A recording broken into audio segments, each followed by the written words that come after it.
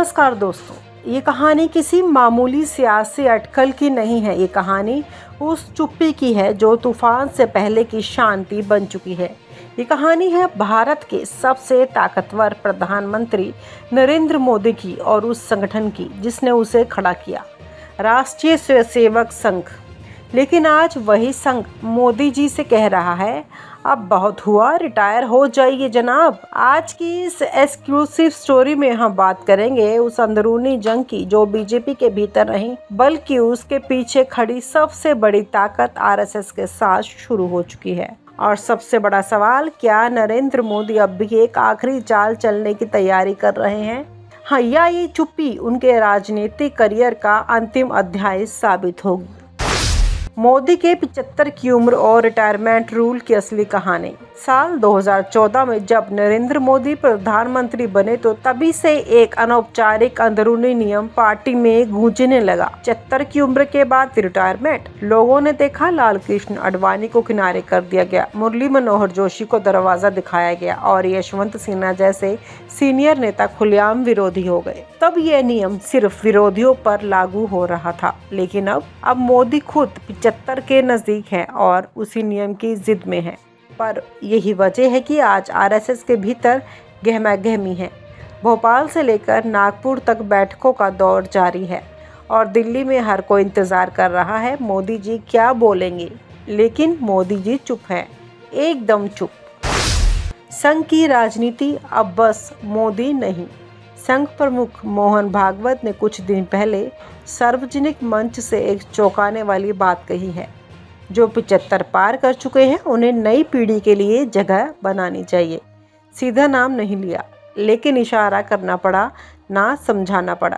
पूरा देश समझ गया है कि ये बात मोदी के लिए कही गई थी, लेकिन ये तो सिर्फ एक बयान था। असली खेल तो दिल्ली के दरवाजे के पीछे चल रहा है। संघ के दिग्गज नेता भैयाजी जोशी, सुरेश सोनी और कई पुराने प्रचारक लगातार मीटिंग कर रहे हैं। एक नई भाजपा की कल्पना की जा रही है जो मोदी मुक्त है। नाम भी तय है, नितिन गडकरी, धर्मेंद्र प्रधान, संजय जोशी और यहाँ तक कि राजनाथ सिंह को भी चुपचाप सक्रिय किया जा रहा है। लेकिन ये सब खुले में नहीं हो रहा, ये सब पर्दे के पीछे हो रहा है। मोदी की चुप्पी, रणनीति या मजबूरी? अब जरा सोचिए, मोदी जैसे नेता जो हर मुद्दे पर मंच से बोलते हैं, हर संकट को अवसर में बदल देते हैं, वो इस बार बिल्कुल चुप क्यों हैं आखिर? क्या वो थक गए हैं या कोई नई स्क्रिप्ट लिख रहे हैं? सूत्रों की माने तो मोदी दरअसल अब भी उम्मीद लगाए बैठे हैं कि उनकी टीम में कुछ लोग उन्हें सलाह दे रहे हैं, सर अगर आप अभी खुद को पीछे हटाते हैं तो इतिहास में हार की तरह लिखा जाएगा। मोदी की छवि हमेशा एक फाइटर की तरह रही है और वो शायद अब भी एक आखिरी दाव खेलने की तैयारी कर रहे हैं। हो सकता है कि वो बीजेपी के संविधान में बदलाव करवाए या कहे कि देश उन्हें अभी छोड़ नहीं सकता, या ये भी कह सकते हैं कि अगले चुनाव के बाद खुद रिटायर हो जाएंगे। लेकिन संघ इस बार ये भावात्मक खेल खेलने के मूड में नहीं है। अगर मोदी नहीं हटे तो क्या होगा? अब आइए ज़रा इस सवाल पर, अगर मोदी नहीं हटे तो क्या होगा? सबसे पहले तो बीजेपी के भीतर ही अलग अलग धड़े खुलकर बगावत कर रहे हैं। संघ की नाराजगी का मतलब है कि जमीनी कार्यकर्ता मोदी के पीछे खड़े नहीं होंगे। संघ के करीबी नेताओं को बल मिलेगा। गडकरी जैसे नेता खुलकर बोल सकते हैं, राजनाथ सिंह साइलेंट सपोर्ट में आ सकते हैं और कई राज्य स्तरीय नेता मोदी मॉडल से दूर जाना शुरू कर सकते हैं। देश की जनता में भी यह संदेश जा सकता है कि मोदी पद छोड़ने से डर रहे हैं और इससे उनकी सियासी जैसी छवि को ज़बरदस्त धक्का लग सकता है। और अंत में, अगर मोदी हर हाल में कुर्सी पर बने रहना चाहते हैं तो उन्हें पार्टी के भीतर अधिनायकवादी नेता के रूप में देखा जाने लगेगा, जो ना नियम मानता है ना सीनियरों की इज्जत करना जानता है। क्या मोदी अब भी प्रधानमंत्री बने रह सकते हैं? अब वही सवाल सबसे बड़ा है। क्या नरेंद्र मोदी सारी चुनौतियों के बावजूद 2026 तक सीएम पद पर बने रह सकते हैं? तकनीकी तौर पर हाँ, उनके पास बहुमत है, पार्टी पर अभी भी उनकी पकड़ है और उनके सामने कोई तुरंत फुरंत का विकल्प नहीं दिख रहा। लेकिन राजनीति सिर्फ सीटों से नहीं चलती, सियासत चलती है नैरेटिव से। अगर एक बार यह नैरेटिव बन गया कि मोदी कुर्सी से चिपक गए हैं तो वही जनता जिसने उन्हें सिर आंखों पर बिठाया था अब सवाल पूछना शुरू कर देगी। और तब मोदी के सामने सिर्फ दो रास्ते होंगे, या तो गरिमा के साथ रिटायर हो जाइए या सत्ता के लिए खुद अपने बनाए नियमों को तोड़कर एक लोभी नेता की छवि में बदल जाइए। नरेंद्र मोदी की चुप्पी, खामोशी में छुपा विद्रोह। अब सवाल ये उठता है, जब मोहन भागवत खुलेआम बात कर रहे हैं तो मोदी जी चुप क्यों हैं? वो लगातार विदेश यात्राओं पर है, पार्टी अध्यक्ष का ऐलान अब तक नहीं हुआ, राष्ट्रपति से लेकर संघ प्रमुख से दूरी बना रखी है। ऐसा क्यों? ये चुप्पी संयोग नहीं है, ये एक रणनीति है। मोदी जानबूझकर मुद्दे से बच रहे हैं क्योंकि वो संघ के इस दबाव को सार्वजनिक तौर पर स्वीकार नहीं करना चाहते। ये एक संघ बनाम मोदी की रणनीति लड़ाई है। एक चुप्पी में हमला कर रहा है, दूसरा मंच से बयानबाजी करके। मोदी का 75 साल का सिलेक्टिव नियम। 2014 में जब मोदी सरकार बनी तब अचानक पार्टी के कई सीनियर नेताओं को मार्गदर्शन मंडल में डाल दिया गया।